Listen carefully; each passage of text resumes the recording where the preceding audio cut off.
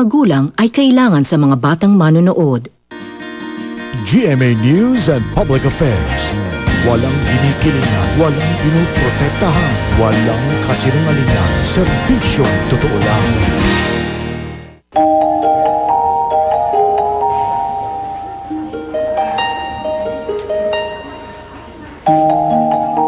Sa buhay ko, marami na akong nakilalang iba't ibang klaseng tao.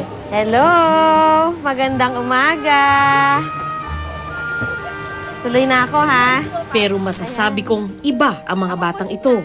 Ito ba yung mga anak nyo? Si Laki. Sino? Peter Jan. Si Laki. Hi, Laki!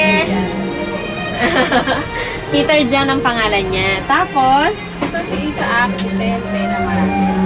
Vicente. Yan, yung maliit na yan. Yan si Liet. Ito si Liet. Ay, si John Paul. John Paul. Hindi dahil sa kanilang pisikal na anyo, Na pandinig, maliit ang katawan. kundi dahil sila ang tipo ng mga batang kakatok sa puso mo. Siya yung madaling utusan kasi, maayos naman ang pandinig. Papasok at doon natitira. Tapos mas matanggal.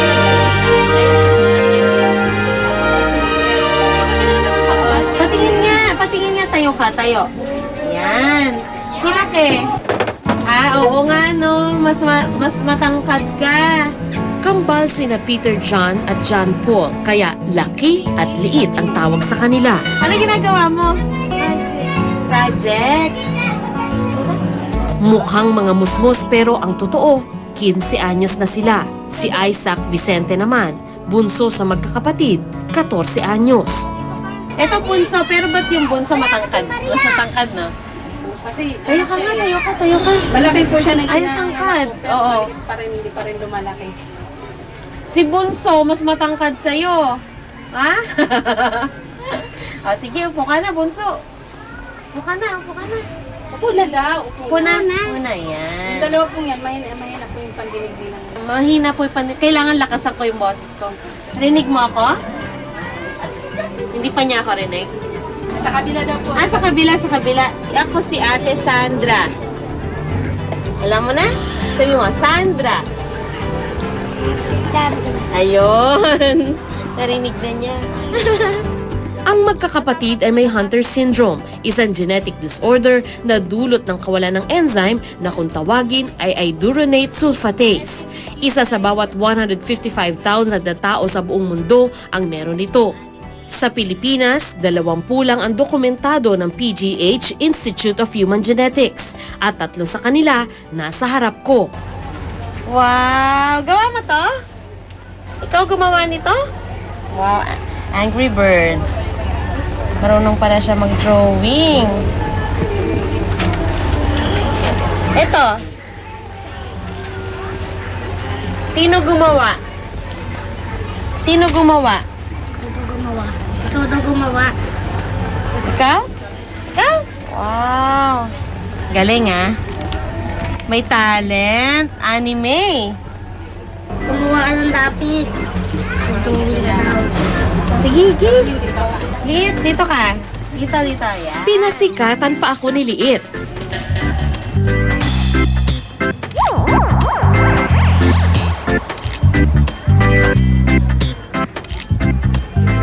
Second year high school na ang kambal.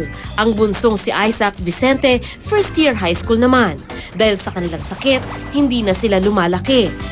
Mahina rin ang kanilang pandinig at dahan-dahang lumalabo ang paningin.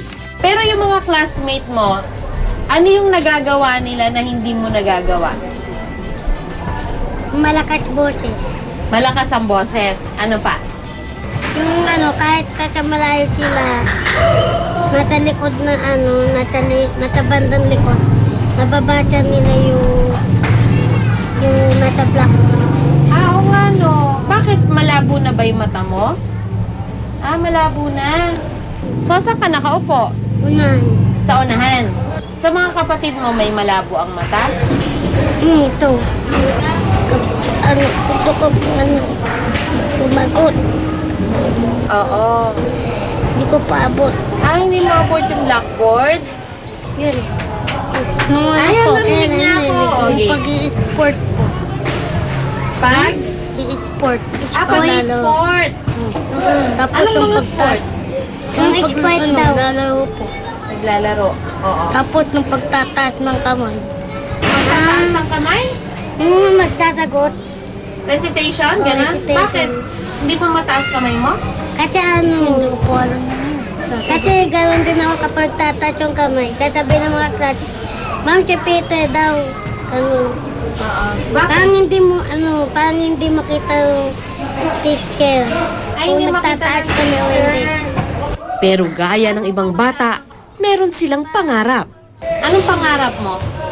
Maging negosyante. Wow, negosyante. Ano gusto mo negosyo? Yung may kinalaman sa computer. Ikaw? Anong pangarap mo? Sinabi mo na kanina. Ano? Cartoonist. Si Bunso, maging pulis.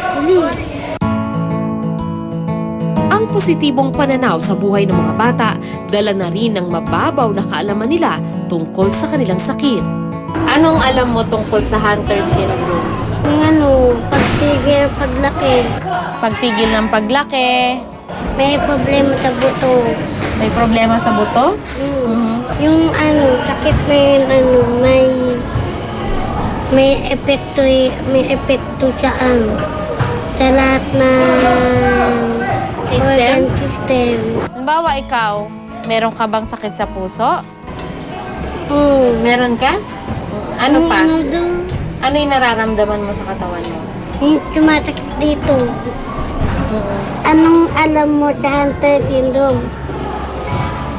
Tumatakit ng kamay. Masakit ang? Kamay. Masakit ang kamay mo? Ano pa? Hinihingal po. Yung katawan. Parang hindi tubig. Sabi ni Angie, wala siyang kaalam-alam noon na nasa lahi nila ang Hunter syndrome hanggang sa dahan-dahang magbago ang anyo ng kanyang mga anak. 3 years old, yun. Hanggang 4 siguro yun. Paano mo na-discover? Madalas ito ginagamit nila. Sabi ko, bakit dapat hintuturo at saka hinlalaki ang gumagalaw? Pagka minsan may dadamputin sila, ito talaga gumagana. Tapos, yun nga, isa pa yun yung madalas silang hikain. Tapos, yun yung may hernia sila. Sabi ko, bakit parang lahat na yata ng di ba? Yung karamdaman mayroon sila. Parang yung kamay nila at saka yung paa hindi normal. Tapos, napansin ko din na yung braso hindi nauunat. 2008, sumama si Angie sa support group para sa mga may pambihirang karamdaman. Nasuri na rin ng doktor ang kanyang mga anak. Ano yung mga pinaliwanag sa'yo ng doktor na talagang napaisip ka, talagang naapektuhan ka? Yun yung sinabi nila na na hanggang 14 years lang daw sila. Kadalasan daw sa mga ganyan na may mga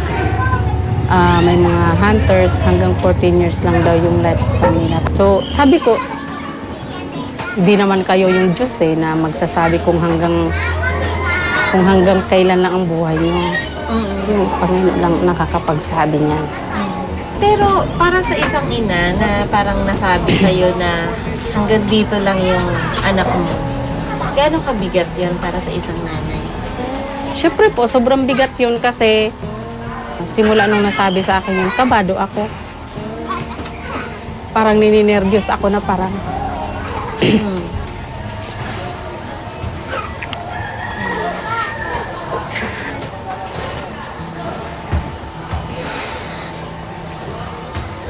Ang hirap yung ganun sasabihin sa'yo.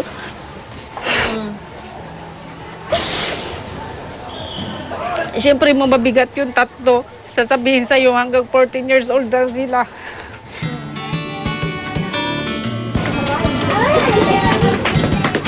Ang mabigat na katotohanan ito, kailangang pasanin ni Angie mag-isa.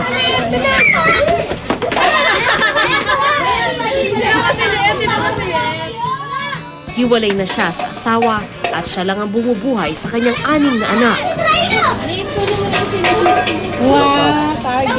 Sa kabila nito, gusto raw niyang mabuhay ng normal ang kanyang mga may sakit na anak at pangarap tulad ng ibang tao.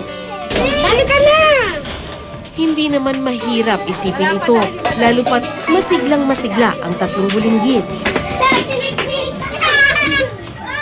Sa mag-iinang ito, bawat oras ay mahalaga.